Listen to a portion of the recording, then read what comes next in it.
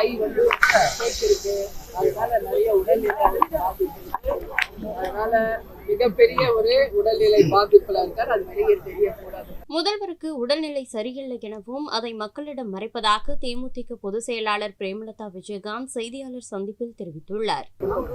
சட்டம் ஒழுங்கு மிகப்பெரிய ஒரு கேள்வியா இருக்கு. இங்க மக்களுக்கு இந்த பாதுகாப்புமே கிடையாது. இது வந்து கண்டிக்கத்தக்க ஒரு விஷயம்.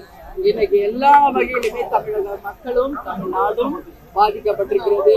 இன்னைக்கு இது எல்லாம் முழு பூசணிக்காய மறைக்கிற மாதிரி முதல்வர் அவர்கள் இங்க எதுவுமே நடக்காத வண்ணம் ஏதோ நல்லாட்சி நடக்கிறது போல இன்னைக்கு ஒரு பிம்பத்தை கிரியேட் பண்ணி அவர் வந்து பொய்யா சொல்லிட்டு சுத்திட்டு இருக்காரு.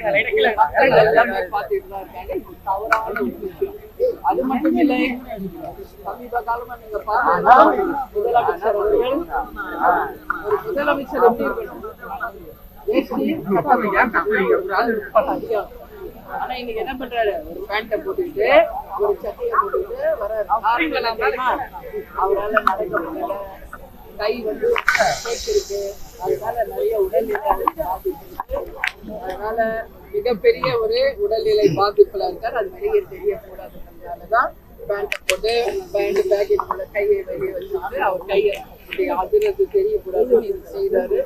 அதனால நல்ல உடல் ஆரோக்கியத்துல அவர் இருந்தால்தான் மக்களுக்கு நல்லது பண்ண முடியும். எனவே அவங்க மூத்த அமைச்சர்கள் எத்தனையோ பேர் இருக்காங்க, அவர்களுக்கு அவர் துணை முதல்வர் பதவியை கொடுக்கணும் சொல்லி தேமுதிக சார்பாக நாங்கள் கேட்டுக்கிறோம். செய்திகளை உள்ளது உள்ளபடி தெரிந்து கொள்ள ரெஃப்ளெக்ட் நியூஸை சப்ஸ்கிரைப் பண்ணுங்க.